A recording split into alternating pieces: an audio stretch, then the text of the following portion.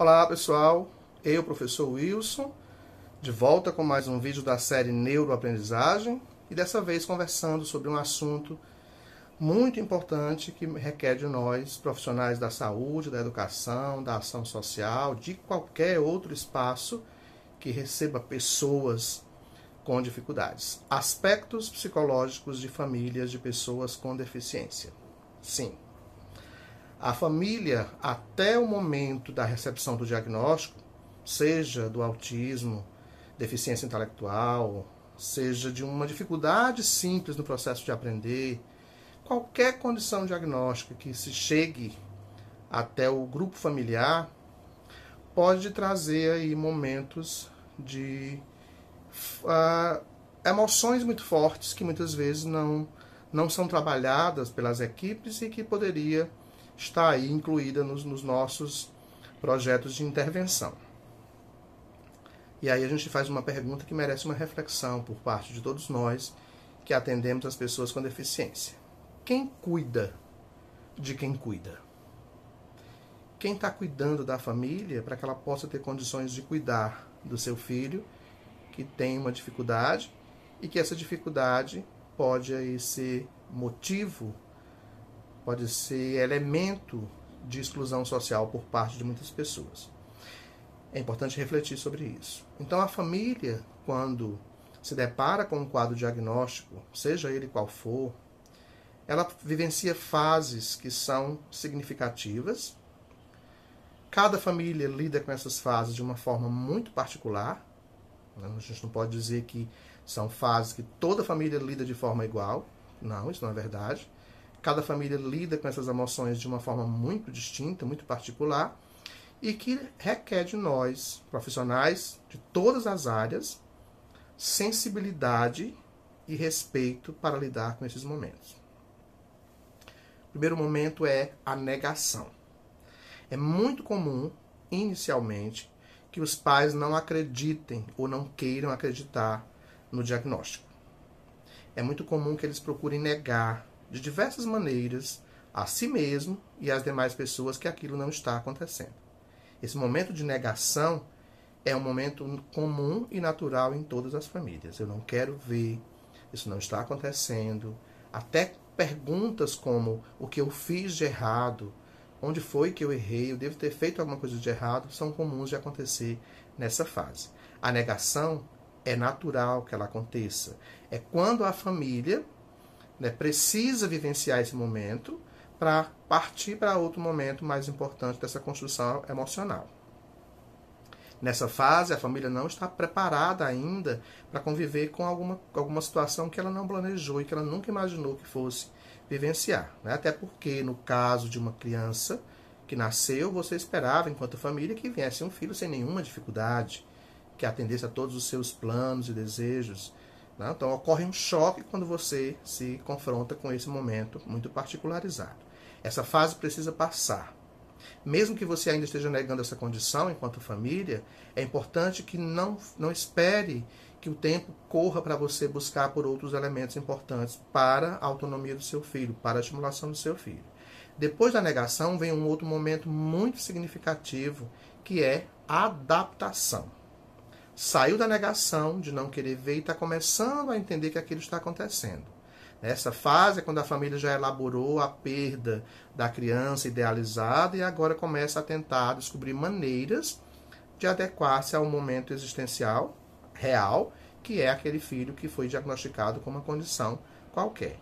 E aí ela começa a buscar por mais informações sobre aquele diagnóstico, agora não mais para negar a existência da deficiência, da dificuldade, mas sim para melhor entender como ela acontece e o que ela, enquanto família, pode fazer para auxiliar nesse movimento aí de busca por qualificação ou melhores serviços para o seu filho evoluir. Inicia-se aí uma tentativa de estabelecer contatos com outras famílias, de conhecer outras realidades. É quando aí as famílias conseguem restabelecer o vínculo social com os amigos, com a própria família, diminuindo até o isolamento, que em alguns momentos muitas famílias se isolam nesse movimento de negação até a adaptação. E aí a gente partiu da negação para a adaptação e chegamos na aceitação, a terceira fase vivenciada pela família quando recebe um diagnóstico de uma dificuldade, de um transtorno, de uma deficiência qualquer para o seu filho, né?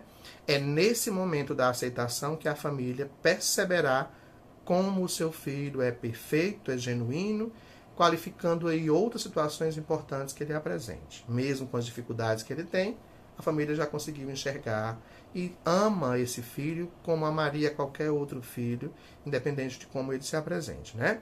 Essa etapa chamada de aceitação, na qual o maior contato possibilitou uma visão mais realista acerca da criança e da dificuldade que ela apresenta, os pais passam agora a conhecer melhor seus filhos, o vínculo emocional é restabelecido, né? A evolução da criança começa a ser percebida porque nessa fase da aceitação a família vai buscar todos os seus direitos, vai legitimar esses direitos, vai brigar com o mundo. Eu costumo dizer que a família, quando chega na aceitação, eles viram mulheres maravilhas, super-homens e vão brigar com o mundo, porque é natural que aconteça.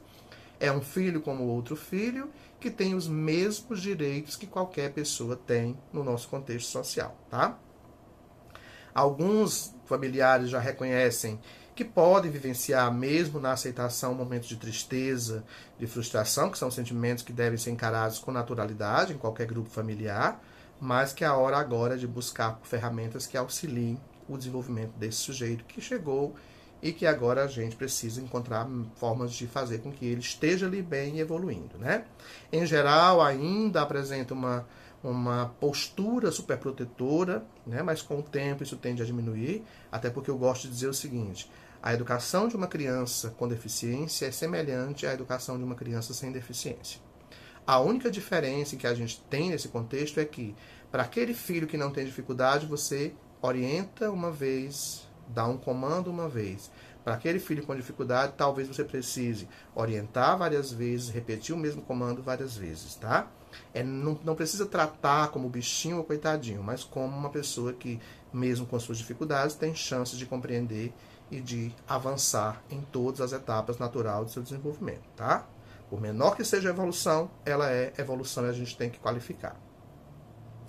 Antes de vivenciar essas três fases de negação, adaptação e aceitação, é comum que pais e mães vivenciem outras emoções associadas a isso. O choque da notícia, a sensação de perder aquela criança que você idealizou, né?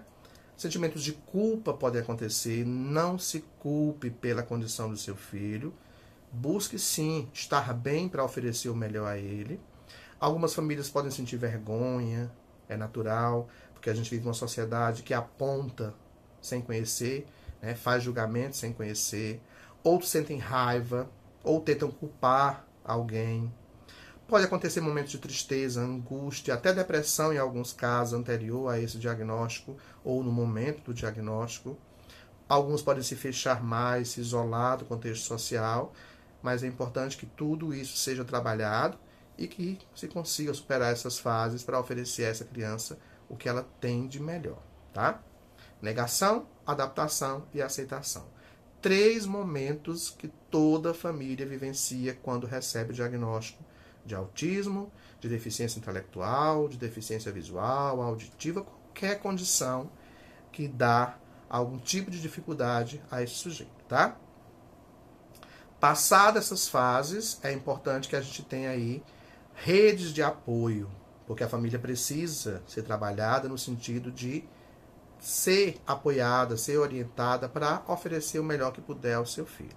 Quanto mais apoio você tem, melhor adaptação a família tem com a criança. E aí a gente tem mais possibilidade de trazer a família para junto dos trabalhos, orientando sobre a condição que a criança apresenta, orientando como continuar a estimulação em casa, orientando sobre posturas, porque muitas vezes se faz de um jeito errado achando que está fazendo o melhor, muitas vezes por falta de orientação, tá? Então, que a gente possa respeitar esses momentos particulares e que a família possa estar aberta a nos receber enquanto profissional para orientá-las e apoiá-las nessa caminhada aí que vai ser por longos e longos anos, buscando sempre o melhor para as nossas crianças. Eu sou o professor Wilson, esse é mais um vídeo da série Neuroaprendizagem.